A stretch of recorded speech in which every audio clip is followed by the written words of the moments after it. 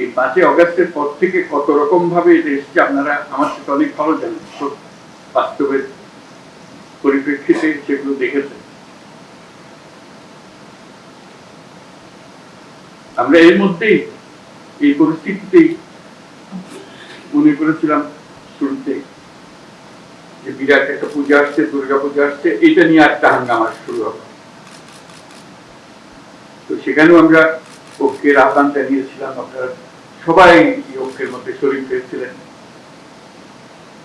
সারা দেশ জুড়ে খুব শান্তিপূর্ণ ভাবে পূজা পালিত হয়েছিল, আমরা সবাই উপস্থিত ছিলাম, সারা দেশ পূজার আনন্দে শরীক হয়েছিল। কোনো তফাৎ, কোনো জায়গাতে কোনো রকমের বিশৃঙ্খলা, কটূক্তি কিছুই হয়,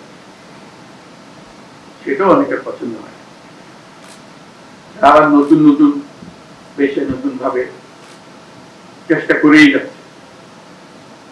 এখন যে চেষ্টার মধ্যে আমরা দেখছি চেষ্টা চলছে, সেটার বিশেষ একটা রূপ আছে, সেজন্য আপনাদের বিশেষভাবে আহ্বান জানাচ্ছি। এটা হলো যে যে বাংলাদেশ আমরা গড়ে তোলার চেষ্টা করছি, সেটাকে ধামাচাপা দিয়ে আরেক বাংলাদেশের কাহিনী তারা রচনা করে করছে এবং সারাক্ষণ এটা নানা রূপরেখা তারা দিয়ে যাচ্ছে। এখন এটা যে শুধু এক দেশের মধ্যে সীমাবদ্ধ রয়েছে তাও নয়, বিশেষ বিশেষ বড় বড় দেশের মধ্যে এটা ছড়িয়ে গেছে, যেহেতু আমাদের এই বিরাট অভ্যুত্থান যার পছন্দ হয়নি, যাদের পছন্দ হয়নি, তাদের সেটা মুছে দিতে চায়, আড়াল করতে চায়, এটাকে নতুন ভঙ্গিতে দুনিয়ার সামনে পেশ করতে চায়। আমাদের এখানে একটা ভয়ঙ্কর কাণ্ড হয়ে গেছে, সেই ভয়ঙ্কর কাণ্ড থেকে আমাদেরকে রক্ষা করতে হবে, তারা রক্ষার জন্য এগিয়ে এসেছে আমাদের। তো সেটা মিথ্যা প্রমাণ করা এবং বাস্তবকে সেখানে প্রতিষ্ঠিত করা, সেটার জন্য আমাদের সবাই একজোট হতে হবে। কারণ এখানে কোনো বিশেষ রাজনৈতিক মতবাদের বিষয় না, জাতি হিসেবে আমাদের অস্তিত্বের বিষয়। আমরা যে মুক্ত স্বাধীন বাংলাদেশ তৈরি করলাম এই অভ্যুত্থানের মাধ্যমে, সেটাকে তারা মুছে দিতে চায়, তারা আগেরটাতে ফিরে যেতে চায়। এটা মুখে বলছেন আগেরটা, কিন্তু ভঙ্গি হলো আগেরটা ভালো ছিল। এবং আগেরটা কিভাবে তারা নিয়ে আসবে সে নানা দিক থেকে তাদের চলছে। তারা একটা কাল্পনিক বাংলাদেশ তৈরি করে রাখছে দুনিয়ার সামনে। তাদের শক্তি এত বেশি, অর্থ শক্তি এবং তাদের আয়োজনের শক্তি এত বেশি, ক্রমে ক্রমে দেখা যাচ্ছে মানুষকে এটাতে ঘেরাতে পারছে। এই নতুন যে কল্প কাহিনী তারা তৈরি করছে, সেটাতে অনেকে সন্দেহ প্রকাশ করছে, এটা কি ধরনের সরকার হলো ওখানে। এটা যখন আমরা বুঝতে পারছি না, বোঝার পিছনে পরিচ্ছন্ন একটা সরকার, কাউকে আমরা বাধা দিয়েছি এখানে আসতে? আমরা তো বারে বার বলছি যে আপনারা আসেন, দেখেন, দেখে যান।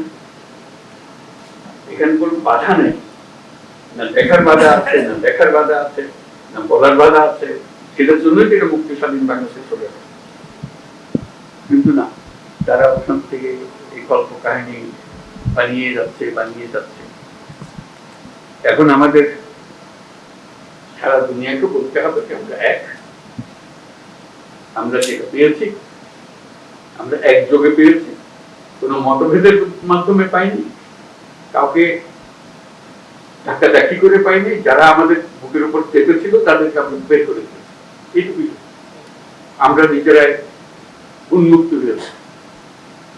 সেই জিনিসটা সবার সামনে তুলে ধরে, কিভাবে তুলবো সে ব্যাপারে পরামর্শ করেছি। সবাই মিলে একটা জন্য আমরা প্রয়াসটা করতে পারি, কারণ আমাদের এই নতুন বাংলাদেশের যাত্রাপথে এটা একটা মস্ত বড় বিষয় হয়ে দাঁড়িয়ে, অস্তিত্বের বিষয় হয়ে দাঁড়িয়ে। এই জিনিসটা যেন আমরা ঠিকভাবে অগ্রসর হতে ভুল না করি, সেটার জন্যই আমরা সবাই মিলে পরামর্শ করে যাতে করে একযোগে আমরা কাজটা করতে পারি, সে আবেদন। আপনারা নিজেরা এটা খুব ভালো করে বোঝেন, আমার বোঝানোর দরকার ছিল না, শুরুতে কিছু বলার দরকার আপনাদের করলাম। আমাদের মনের ভেতর এগুলো স্পষ্টভাবে জেগে আছে, সেটা সবার সামনে একত্র হয়ে বললে আমাদের শক্তি, সমবেত শক্তিতে আসবে। সেই সমবেত শক্তিটার জন্য আমরা